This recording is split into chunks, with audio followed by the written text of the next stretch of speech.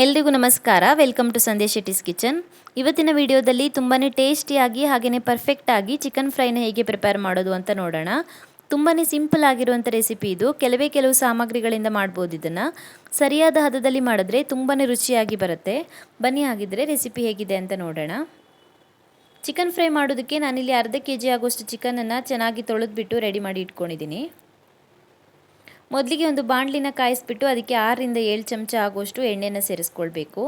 ಎಣ್ಣೆ ಚೆನ್ನಾಗಿ ಕಾದ ನಂತರ ಅದಕ್ಕೊಂದು ಸ್ವಲ್ಪ ಕರಿಬೇವಿನ ಎಲೆಗಳನ್ನು ಸೇರಿಸ್ಕೊಳ್ಳಿ. ಹಾಗೆಯೇ 1/4 ಚಮಚ ಆಗುವಷ್ಟು ಜೀರಿಗೆ ಮತ್ತು 4ರಿಂದ 5 ಜಜ್ಜಿರುವಂಥ ಬೆಳ್ಳುಳ್ಳಿನ ಸೇರಿಸ್ಕೊಳ್ಬೇಕು.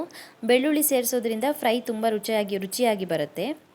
ಹಾಗೆಯೇ 3ರಿಂದ 4 ಚೆನ್ನಾಗಿ ಹೆಚ್ಚಿರುವಂಥ ಹಸಿಮೆಣಸಿನ್ಕಾಯಿನ ಸೇರಿಸ್ಕೊಳ್ತಾ ಇದ್ದೀನಿ.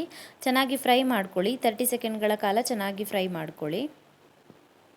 ಚೆನ್ನಾಗಿ ಫ್ರೈ ಮಾಡ್ಕೊಂಡ ನಂತರ ಇದಕ್ಕೆ 2 ಚೆನ್ನಾಗಿ ಹೆಚ್ಚಿರುವಂಥ ಈರುಳ್ಳಿನ ಸೇರಿಸ್ಕೊಳ್ತಾ ಇದ್ದೀನಿ. ಹಾಗೆಯೇ 1 ಚಮಚ ಆಗುವಷ್ಟು ಶುಂಠಿ ಬೆಳ್ಳುಳ್ಳಿ ಪೇಸ್ಟನ್ನು ಸೇರಿಸ್ಕೊಳ್ಬೇಕು. ಮಿಕ್ಸ್ ಮಾಡ್ಕೊಳ್ಳಿ ಚೆನ್ನಾಗಿ ಇದನ್ನು ಕೂಡ 1 ನಿಮಿಷದವರೆಗೂ ಚೆನ್ನಾಗಿ ಫ್ರೈ ಮಾಡ್ಕೊಳ್ಬೇಕು. ಈರುಳ್ಳಿ ಸಾಫ್ಟ್ ಆಗೋವರೆಗೂ ಚೆನ್ನಾಗಿ ಫ್ರೈ ಮಾಡ್ಕೊಳ್ಳಿ. ಈರುಳ್ಳಿ ಚೆನ್ನಾಗಿ ಫ್ರೈ ಆಗಿದೆ. ಇವಾಗ ಇದಕ್ಕೆ ಚಿಕನನ್ನು ಸೇರಿಸ್ಕೊಳ್ಳೋಣ. ನಾವು ತೊಳೆದು ರೆಡಿ ಮಾಡಿ ಇಟ್ಕೊಂಡಿರುವಂಥ ಚಿಕನನ್ನು ಸೇರಿಸ್ಬಿಟ್ಟು ಚೆನ್ನಾಗಿ ಮಿಕ್ಸ್ ಮಾಡ್ಕೊಳ್ಬೇಕು. ಚೆನ್ನಾಗಿ ಮಿಕ್ಸ್ ಮಾಡಿದ ನಂತರ ಮುಚ್ಚಳನ ಮುಚ್ಚಿಬಿಟ್ಟು 5 ನಿಮಿಷದವರೆಗೂ ಬೇಯಿಸ್ಕೊಳ್ಳೋಣ ಚಿಕನನ್ನು. 5 ನಿಮಿಷ ಮುಚ್ಚಳನ ಮುಚ್ಚಿಬಿಟ್ಟು ಬೇಯಿಸಿದ ನಂತರ ಇದಕ್ಕೆ ಉಪ್ಪನ್ನು ಸೇರಿಸ್ಬಿಟ್ಟು ಮತ್ತೆ ಬೇಯಿಸ್ಕೊಳ್ಬೇಕು.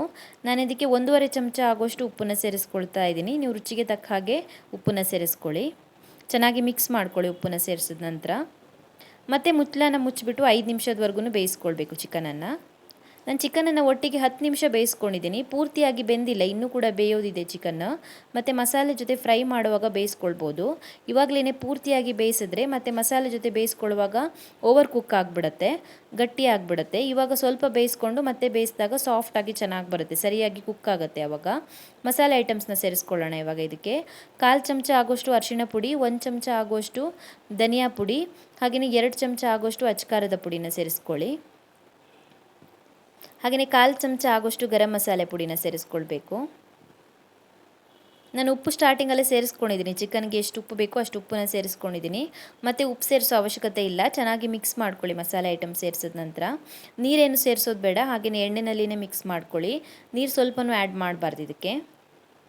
ಚೆನ್ನಾಗಿ ಮಿಕ್ಸ್ ಮಾಡ್ಕೊಂಡ ನಂತರ 5 ನಿಮಿಷದವರೆಗೂ ಫ್ರೈ ಮಾಡ್ಕೊಳ್ಬೇಕು. ಇದನ್ನು ಓಪನಲ್ಲಿ ಇಟ್ಬಿಟ್ಟೆ ಮುಚ್ಚದೇನೆ 5 ನಿಮಿಷದವರೆಗೂ ಚೆನ್ನಾಗಿ ಫ್ರೈ ಮಾಡ್ಕೊಳ್ಳಿ. ಸೌಟಲ್ಲಿ ಮಿಕ್ಸ್ ಮಾಡ್ಕೊಳ್ತಾ ಇರಬೇಕು. 5 ನಿಮಿಷದವರೆಗೂ ಓಪನಲ್ಲಿ ಇಟ್ಬಿಟ್ಟೆ ಸೌಟಲ್ಲಿ ಮಿಕ್ಸ್ ಮಾಡ್ಕೊಳ್ತಾ ಫ್ರೈ ಮಾಡ್ಕೊಳ್ಳಿ. 5 ನಿಮಿಷ ಓಪನಲ್ಲಿ ಇಟ್ಬಿಟ್ಟು ಸೌಟಲ್ಲಿ ಮಿಕ್ಸ್ ಮಾಡ್ಕೊಳ್ತಾ ಫ್ರೈ ಮಾಡ್ಕೊಂಡ ನಂತರ ಇದನ್ನ ತವಾ ಫ್ರೈ ಥರ ಫ್ರೈ ಮಾಡ್ಕೊಳ್ಬೇಕು. ನಾರ್ಮಲಾಗಿ ಫಿಶ್ ಎಲ್ಲ ಫ್ರೈ ಮಾಡ್ತೀವಲ್ವ, ಅದೇ ಥರ ಸೌಟ್ ಹಾಕ್ದೇನೆ 1 ನಿಮಿಷದವರೆಗೂ ತವಾ ಫ್ರೈ ಥರ ಫ್ರೈ ಮಾಡ್ಕೊಳ್ಬೇಕು. 5 ನಿಮಿಷ ಒಂದು ಸೈಡ್ ಫ್ರೈ ಮಾಡ್ಕೊಂಡಿದ್ದೀನಿ. ಇವಾಗ ತಿರುಗಿಸಿ ಹಾಕೊಂಡ್ಬಿಟ್ಟು ಇನ್ನೊಂದು ಸೈಡ್ ಕೂಡ ಫ್ರೈ ಮಾಡ್ಕೊಳ್ಳೋಣ. ಈ ರೀತಿ ಮಾಡ್ಕೊಳ್ಳೋದ್ರಿಂದ ಡಾರ್ಕ್ ಆಗಿ ಬರುತ್ತೆ ಚಿಕನ್ ಫ್ರೈದು. ಟೆಕ್ಸ್ಚರ್ ತುಂಬ ಚೆನ್ನಾಗಿ ಬರುತ್ತೆ. ನೀವು ಫೋಟೋದಲ್ಲಿ ನೋಡಿರ್ಬೋದು. ಅದೇ ರೀತಿ ಟೆಕ್ಸ್ಚರ್ ಬರಬೇಕಂದ್ರೆ ಈ ರೀತಿಯಾಗಿ ತವಾ ಫ್ರೈ ಥರ ಫ್ರೈ ಮಾಡ್ಕೊಳ್ಬೇಕು. ಸೌಟ್ ಹಾಕಬಾರ್ದು. 2 ಕಡೆ ಫ್ರೈ ಮಾಡ್ಕೊಂಡಿದ್ದೀನಿ ಚೆನ್ನಾಗಿ.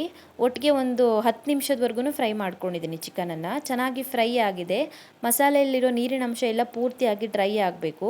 ಪೂರ್ತಿಯಾಗಿ ಡ್ರೈ ಆಗಿ ಈ ರೀತಿಯಾಗಿ ಡಾರ್ಕ್ ಆಗಿ ಬರಬೇಕು ಚಿಕನ್. ಅಲ್ಲಿವರೆಗೂ ಫ್ರೈ ಮಾಡ್ಕೊಳ್ಬೇಕು. ರೆಡಿಯಾಗಿದೆ ಇದು ಸರ್ವ್ ಮಾಡೋದಕ್ಕೆ. ತುಂಬಾ ಟೇಸ್ಟಿಯಾಗಿ ಬರುತ್ತೆ.